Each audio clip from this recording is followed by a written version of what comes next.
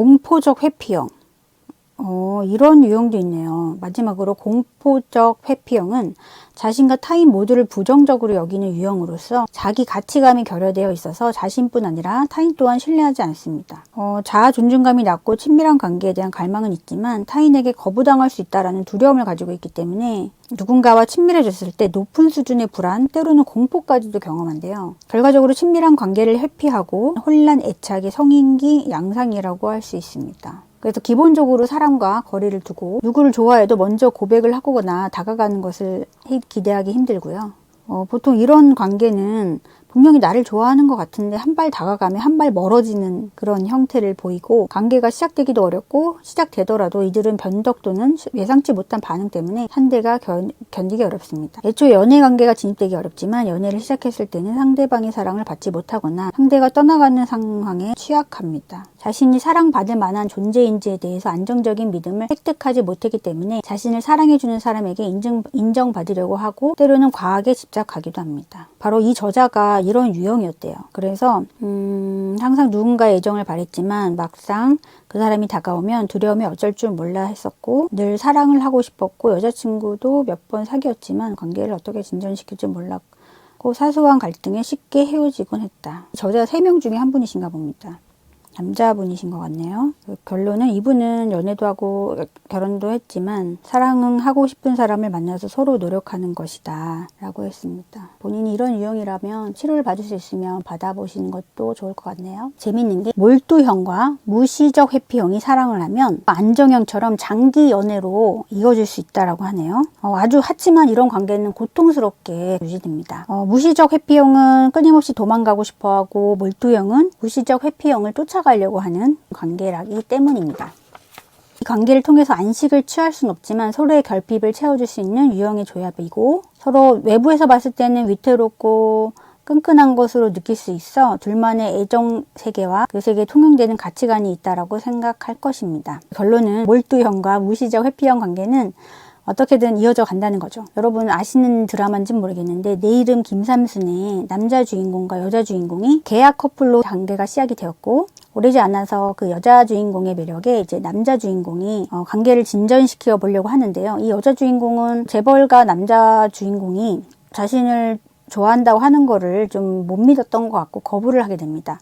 그래서 우여곡절 끝에 여러 장애물에도 흔들리지 않는 그 남자 주인공의 진심을 확인하고 결론적으로는 그의 마음을 받아들이는 그런 내용입니다. 그래서 아마 여자 주인공은 무시적 회피형이고 남자 주인공이 몰두형인 것 같습니다.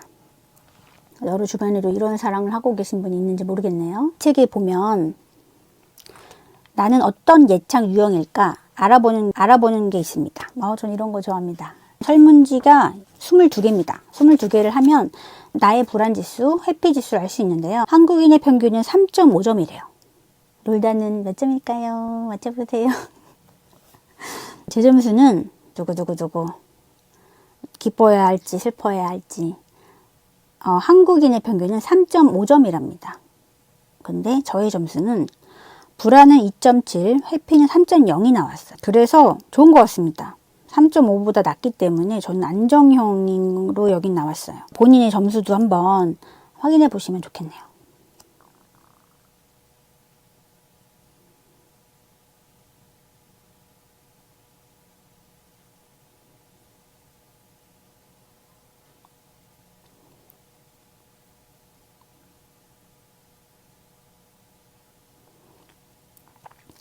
간신히 안정형에 들어가 있는 플러팅, 사랑의 표현. 아우 재밌네요. 바로 9의 5단계. 인류학자 데이비드 기본슨이 쓴 책에 의하면 러브 시그널에서 낯선 두 남녀가 하나가 되기 위해서는 비언어적인 5단계의 구애를 한다고 합니다.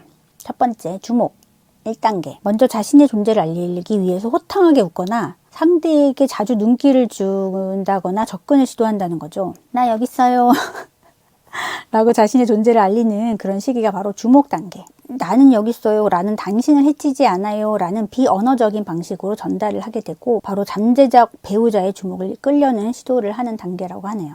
좀 친해지고 싶을 때 더 많이 웃어주고 이렇게 얘기하잖아요. 그런 단계가 바로 이제 주목 단계에 속하는 것 같습니다. 2단계 인식하기. 매력적인 상대의 주목을 끌었다면 그 상대가 자신의 접근을 허용하는지를 알아보는 단계인데요. 보통은 떨어진 물건을 술잔을 잡는 척 하면서 마음에 든 상대의 신체에 가까이 가본다는 거죠. 가까이 갔는데 상대방이 미소를 지으면서 인사를 하거나 나에게 작은 호감이 있는 것을 확인할 수 있는데, 만약 상대방한테 살짝 다가갔는데 불편해하는 느낌이라든지 싫어해서 몸을 돌린다든지 하면 바로 이제 인식 단계에서 본인도 이제 깨닫게 되는 거죠.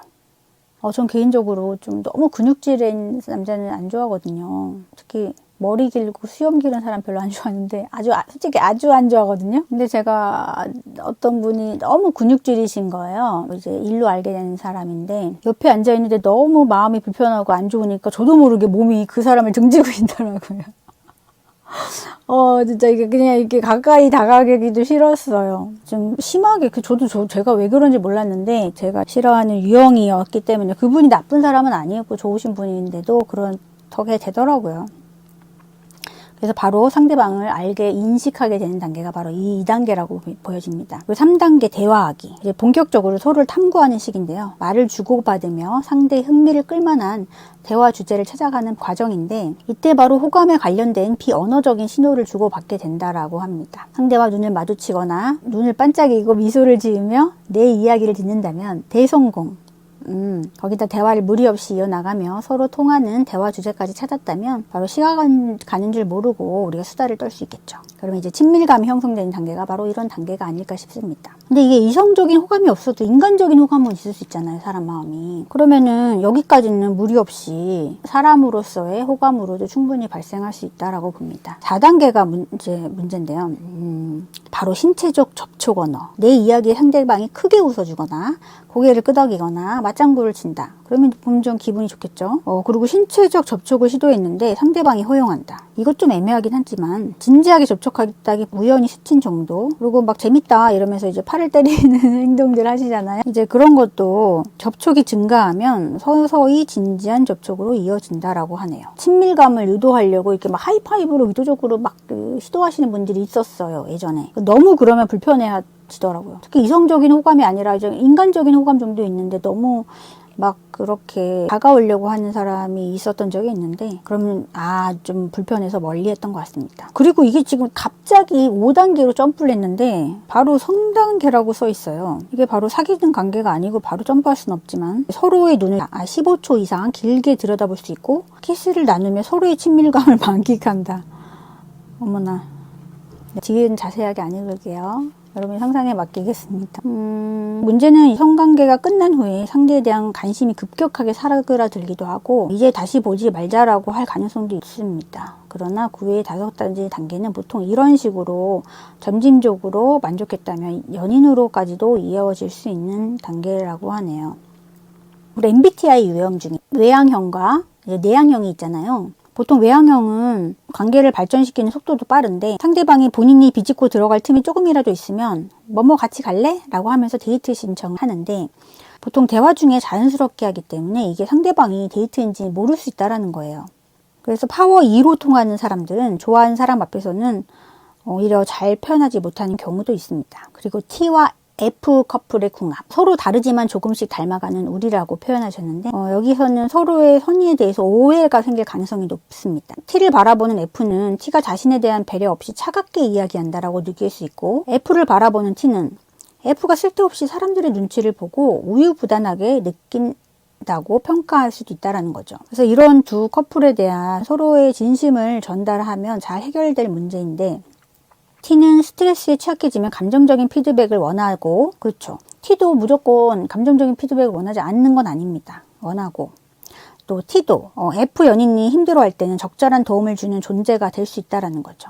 그래서 저는 T와 F와의 관계는 서로의 특성만 이해한다면 좋은 관계가 되지 않을까. 100% T, 100% F는 없기 때문에 어느 정도 이렇게 다른 커플도 좋은 것 같습니다. 저는 개인적으로 상대방과 얘기해보고 상대방이 F다 라는 느낌이 들면 좀 저의 T스러운 발언을 좀 줄이려고 노력하는 것 같아요.